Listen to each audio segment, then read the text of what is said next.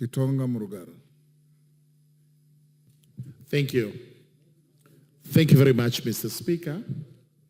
Speaker, we've waited patiently.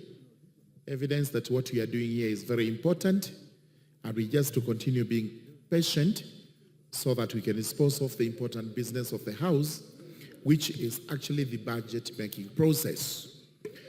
So, Speaker, allow me to begin by saying I actually support the report by the Committee on Finance and Planning, and I will also be supporting the finance bill with the proposed amendments because of three reasons.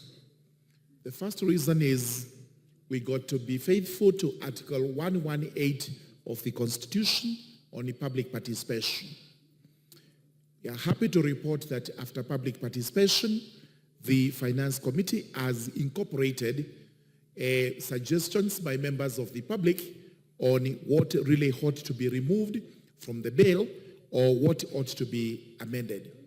This is extremely important in that in the public participation, we may not incorporate everything that is proposed by the public, but it shows that we're taking into consideration what the public says, and this is in honor of the people of Kenya.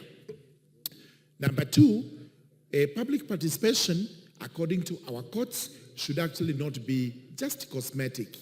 It should be real, it should be practical, so that everybody who participates in it feels appreciated.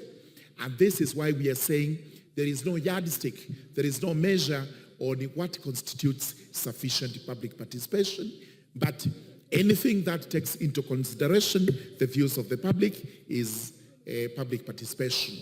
And thirdly, this finance bill, proposed finance bill with the amendments, is important in that we must have a finance act for the year 2024-2025. I cannot and I would not agree with the proposal that we should actually reject the entire bill because it may have negatives to the people of Kenya. It also has positives.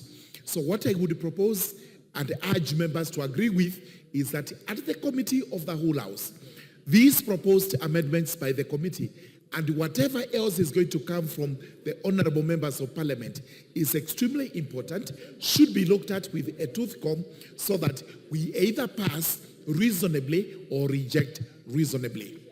Now, what are the proposed amendments by the committee which are very important?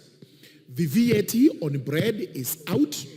VAT on sugarcane transportation is out. VAT on electronic money transfer or transactions is out. And many others, including the 2% motor vehicle tax. All this is out. On the same tone, the eco-levies on some of the finished products which are imported, these are going to remain. But for the locally manufactured goods, and this is very important to spur up industry and growth, we will have all that tax exempt.